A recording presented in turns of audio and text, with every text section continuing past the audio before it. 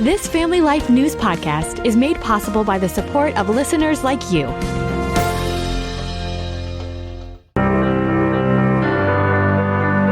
Well, we'll call it Failure to Launch Part 2. Welcome back to another edition of Real Answers, a regular Wednesday feature during the Family Life Noon Report, where we discuss the issues that matter to families with licensed mental health counselor Christopher Anderson. Welcome back, Chris. Mark, thank you, and it's good to do Part 2 because there's more to talk about. Yeah, and our last program on the topic generated a fair amount of interest, and you noted back then that there was a lot more material to be covered than one program could really do justice to, so we're going to go plumb the depths a bit more of what is a rising trend in recent years of adult children hesitant to strike out on their own. We'll start with early teaching kids responsibility. That can go a long way to preventing those launch issues later. Absolutely. And teaching our children responsibility in the home by giving them assigned chores really is twofold. It teaches them responsibility that they are part of the family and everybody needs to chip in to help maintain the house. But secondly, it starts the building of confidence as well as ability to focus. And those are two really big things that are inherent in this failure to launch, that there's a lack of ability to focus and also a lack of confidence. And so starting the kids early is important. And then also, if you're not sure of what is appropriate in terms of a chore for a child of a particular age, there's some good stuff online too about what is good for children of different ages. Mm-hmm. Hey, you touched on that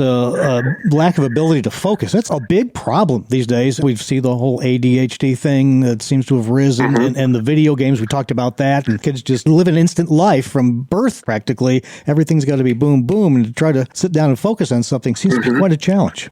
It is a challenge, and I think the failure to focus is multifaceted. Again, screen time, and this started back when the internet started to become very popular and part of our everyday life, because way back in the 90s, the average time spent on any given web page was only 8 to 10 seconds. Well, that's markedly less now, so you're training your brain to be able to focus less and less. And as far as video gaming goes, the best case scenario is for your adult child to agree that this actually is an addictive behavior that has really no positive benefits. If you don't agree with what I just said yourself, or if you want to try a more gradual approach as opposed to just cutting it out all right away, then make sure you have a clear taper off plan in place and make sure you communicate that clearly with your child. And honestly, I think it's best to just get rid of them all together immediately and then utilize other forms of recreation, relaxation, and socialization strategies to take the place of that gaming. And there will be a bit of screen withdrawal in the process. That's okay. Yeah, for sure. Pull the plug. Also, to go along with that, parents and society in general are not valuing things such as quiet time, such as reading, such as just choosing one solitary activity or an activity with a peer or a sibling and just really focusing in on that for a period of time. So there's things that can be done to reverse that trend, parents. You've got to do it, though. You got to be mindful of implementing some of these suggestions. Yeah, I think some parents these days also struggle with some of these same issues, so it might be extra challenging for them.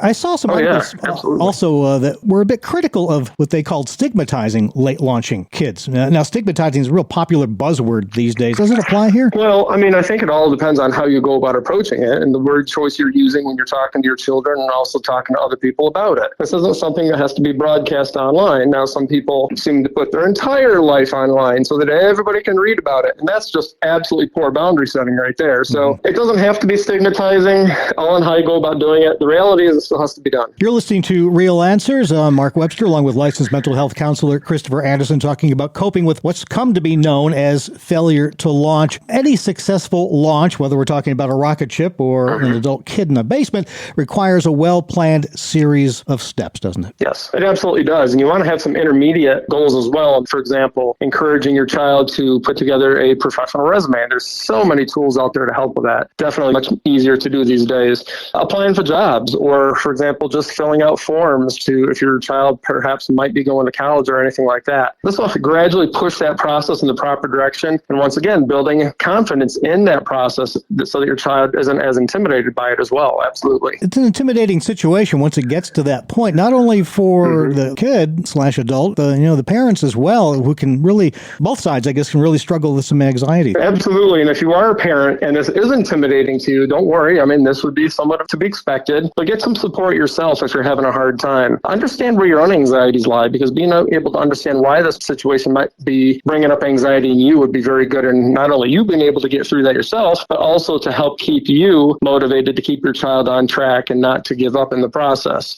And also, again, if you need help, and recognizing also that your son or daughter may also have anxiety, and just your efforts at encouraging them and helping them to feel encouraged are not doing the job, get some help from a pastor, from a counselor, or somebody else who can really come alongside and give you the support that you need, because quite honestly, this is going to be a team effort between you and your child. Mm-hmm. Yeah, when is it time to seek some outside help? What are some cues there? Because most people, I would probably be in that group too, where I'm hesitant to turn outside for help. Yeah. Well, if your efforts just don't seem to be getting anywhere, if you're getting up with a lot of resistance and your child is just not participating, even though you're thinking long term and you know you need to do this so your child is better equipped and set up for success. Because listen, parents, we're not going to be around forever to do this. If you're having a hard time getting all that resistance, go seek some help yourself and or encourage your child to do it. The bottom line is, especially if you've got an older child still living at home, they have to see the value in this and they have to be willing to do it. Again, you're not going to be around forever.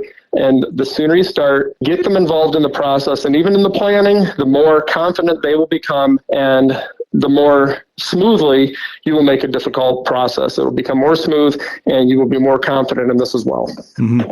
Let's see if we can start to wrap it up here a bit. I mean, you've seen a fair number of these sorts of cases. What are some of the main points people should be keeping in mind here? Well, just remember that your efforts can either encourage or hinder the process. And like I said earlier, if you are having a hard time yourself, there's so much anxiety and fear, go talk to somebody, work on that so that then you are better equipped yourself as a parent to help with a quote-unquote launching process of your children into independence. And at this point, if you don't get that help and you just keep delaying this process, it's just going to be harder as it goes. Making sure as a parent you have your own support system, be plugged into a healthy, solid church. This is so important, folks. The support we get from a good, solid, Bible-believing church is just invaluable. And quite honestly, just keep going. You might have to tweak the plan here and there, but the reality is you're doing this, you're thinking long-term for your child's best interest. It's almost like when they tell you during the airplane safety lecture, put your own oxygen mask on first before you try to help others.